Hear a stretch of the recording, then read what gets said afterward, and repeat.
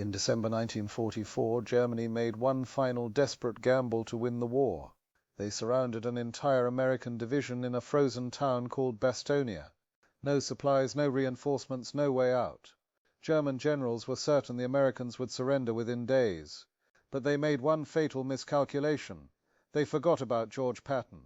What happened over the next 48 hours would shatter German confidence and seal the fate of the Third Reich. This is the story of the men who watched it happen. December 22nd, 1944, the Ardennes Forest. Field Marshal Gerd von Rundstedt stood over a map table in a freezing German headquarters. At 70 years old, he was the most senior commander in the West. He had conquered France in 6 weeks. He had seen the Reich at its height. Now he was watching its last chance unfold. The plan was audacious. A massive armoured thrust through the Ardennes, splitting the Allied armies, capturing the vital port of Antwerp. Hitler called it Operation Watch on the Rhine. For a few breathtaking days it worked. German tanks punched through American lines. Entire units were overrun. Panic spread through Allied command. But there was a problem. One small town refused to fall. Bastogne sat at the crossroads of 7 major roads. Whoever controlled Bastogne controlled movement through the entire region.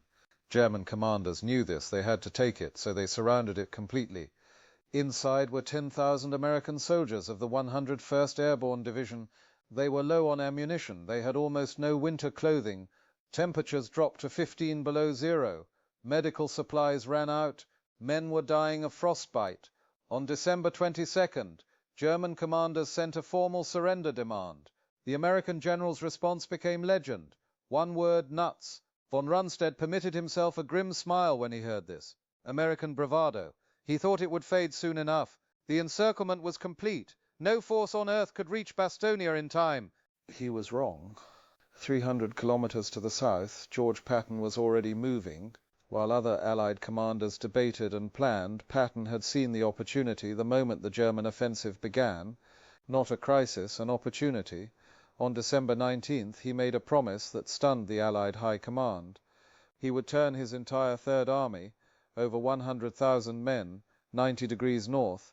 He would smash through German lines. He would relieve Bastogne, and he would do it in 48 hours. The other generals thought he was insane. Armies don't pivot like that. Not in winter, not across icy roads, not while already engaged in combat. The logistics alone would take weeks to reorganize. Patton didn't have weeks. He didn't even wait for permission. His staff had already prepared 3 contingency plans. While Eisenhower was still asking questions, Patton's divisions were already on the move. Truck convoys rolled through the night, tank columns ground north through snow and ice. Military police stood at every crossroads, directing traffic with flashlights. It was the largest, fastest military pivot in modern history, and the Germans had no idea it was coming. December 26th, early morning. Von Rundstedt was reviewing supply reports when his aide entered with a message. The field marshal read it twice. Then he set it down carefully, as if it might explode. American armored columns had reached Bastogne. The encirclement was broken. For a long moment, von Rundstedt said nothing. Behind him, officers waited in silence. Someone coughed. A radiator clicked and hissed. "Patton," he finally said. "Not a question, a verdict. The implications hit the room like a shockwave. If the Americans could redeploy an entire army in 48 hours in winter across impossible terrain, then every assumption about this offensive was wrong. Every timeline, every calculation, every hope." Von Rundstedt turned to his chief of staff. His voice was steady, but something had broken behind his eyes. "This changes everything. 200 kilometers east, Field Marshal Walter Model received the same news. Model was different from von Rundstedt, younger, more aggressive. Hitler called him my fireman, the man sent to rescue collapsing fronts. He had pulled miracles on the Eastern Front. He believed in fighting to the last. But even Model understood what this meant. He read the report, folded it precisely, and placed it in his pocket. "We underestimated them," he said quietly. "Not their soldiers, their decisions." His staff waited for orders. Model stared at the map for a long time. The offensive had depended on German speed, on catching the Allies off guard, on forcing decisions before they could react. Patton had just proven that the Americans could move faster than Germany. The war in the West was over. Model knew it. He just couldn't say it. The news from Bastogne spread through German headquarters like poison. Officers who had celebrated a week ago now spoke in whispers. The offensive wasn't just stalling, it was collapsing, and everyone knew why. Fuel reserves were measured in days. Many tanks sat frozen and useless, their crews burning anything they could find for warmth. Artillery shells were rationed. The Luftwaffe was grounded. Against this, the Americans seemed to have unlimited everything. Fuel, ammunition, aircraft, and now, apparently, generals who could bend time itself. Von Rundstedt convened a meeting on December 27th. The atmosphere was funeral. The Americans have regained the initiative, he said. Once lost, it is rarely recovered. No one argued. Some officers in that room remembered France, 1940. They remembered being the ones who moved faster than thought. They remembered watching enemy generals scramble to react, always one step behind. Now they were the ones scrambling.